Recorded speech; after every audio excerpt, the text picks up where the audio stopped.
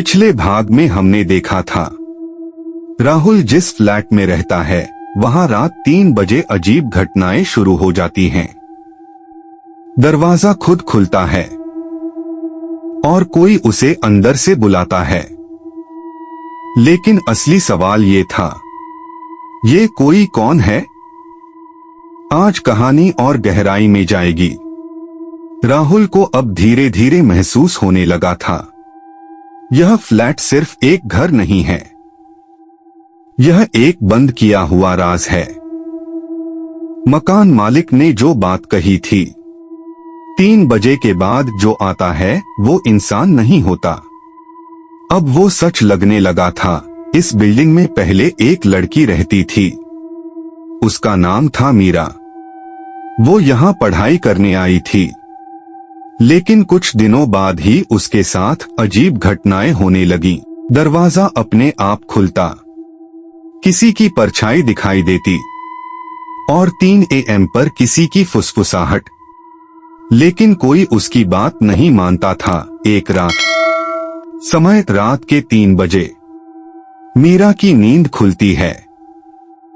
दरवाजे के बाहर आवाज आती है, दरवाजा खोलो। मीरा डर जाती है, लेकिन अचानक लाइट बंद हो जाती है और उसी अंधेरे में दरवाजा खुद खुल जाता है। अगली सुबह मीरा अपने कमरे में नहीं मिलती, सिर्फ एक लाइन लिखी होती है दीवार पर, मैं 3 बजे वापस आऊंगी।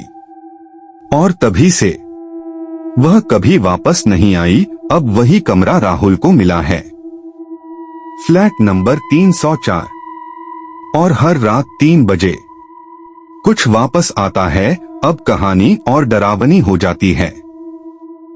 राहुल बदलने लगा है, उसे खुद पता नहीं कि वो क्या कर रहा है। एक रात राहुल आईने के सामने खड़ा होता है और देखता है, उसकी आंखें खुद नहीं झपक रही हैं, उसके चेहरे पर मुस्कान है, लेकिन वो मुस्कुरा नहीं रहा। और तभी आईने में उसके पीछे एक परछाई दिखाई देती है। धीरे से आवाज आती है, तुम अब अकेले नहीं हो। फोन बजता है, अननोन नंबर, लेकिन इस बार आवाज अलग है। मीरा की आवाज, बहुत धीमी, तुम मेरे कमरे में हो। राहुल डर जाता है, कौन हो तुम?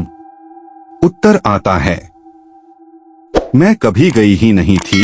अब सच सामने आता है, ये फ्लैट कभी खाली नहीं हुआ था, सिर्फ बंद किया गया था, क्योंकि यहाँ जो मरता है वो बाहर नहीं जाता। समय रात के 3 बजे, पूरा कमरा ठंडा हो जाता है, लाइट फ्लिकर करने लगती है, दरवाजा अपने आप लॉक हो जाता है और राहुल महसूस करता है, उसका शरीर उसका नहीं रहा। राहुल चिल्लाने की कोशिश करता है, लेकिन उसकी आवाज बदल जाती है, मैं वापस आ गई हूं। उसका हाथ दरवाजे की तरफ बढ़ता है, क्रिक, दरवाजा खुलता है। दरवाजे के बाहर कोई नहीं, लेकिन राहुल का शरीर बाहर चलने लगता है और पीछे से आवाज आती है, अब तुम्हारी बारी है। पिछले भाग में हमने देखा था, राहुल अब अपने शरीर पर नियंत्रण खो चुका है, दरवाजा खुद खुल चुका है और एक आवाज उसे बाहर बुला रही है, अब तुम्हारी बारी है। लेकिन आज की रात सिर्फ डर नहीं, सच्चाई भी सामने आएगी। राहुल का शरीर धीरे धीरे फ्लैट से बाहर चलता है, सीढ़ियां नीचे उतरती हैं, हर कदम के साथ हवा और ठंडी होती जाती है, पूरा बिल्डिंग जैसे सांस ले रही हो। दीवारों से फुसफुसाहट आती है, वो वापस आ गई। राहुल बिना रुके नीचे बेसमेंट की तरफ जाता है, जहां एक पुराना लोहे का दरवाजा है, जिस पर जंग लगी है और लिखा है क्लोज्ड, डू नॉट ओपन। लेकिन उसके हाथ खुद उठते हैं।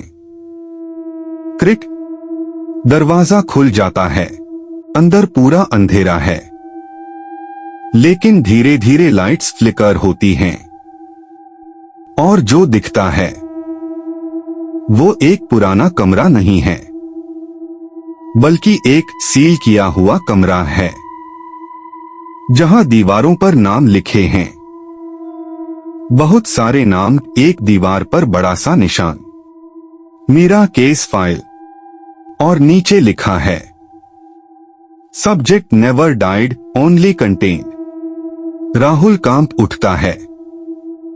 अचानक एक वॉइस आती है, तुमने अभी तक सच नहीं जाना। अंधेरे में एक परछाई दिखती है, धीरे धीरे सामने आती है। वो मीरा है, लेकिन अब वह अकेली नहीं है। उसके पीछे कई परछाइयां हैं और मीरा कहती है, मैं अकेली नहीं थी, मैं सिर्फ एक दरवाजा थी। अचानक राहुल को सब याद आने लगता है।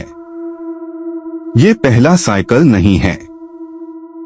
हर बार कोई नया लड़का इसी फ्लैट में आता है और हर बार 3 AM पर वही कहानी दोहराई जाती है। और सबसे बड़ा सच, राहुल खुद भी पहले यहां रह चुका है। राहुल के दिमाग में फ्लैशबैक आता है। वो खुद एक बार पहले मर चुका है और हर बार उसकी मेमोरी रीसेट होती है। यह फ्लैट एक लूप है जहां आत्माएं ट्रैप्ड हैं। मीरा धीरे कहती है, अब तुम समझे, यह घर नहीं, एक जेल है। और अचानक सभी दरवाजे बंद हो जाते हैं। लाइट पूरी तरह ऑफ, सिर्फ एक घड़ी चल रही है।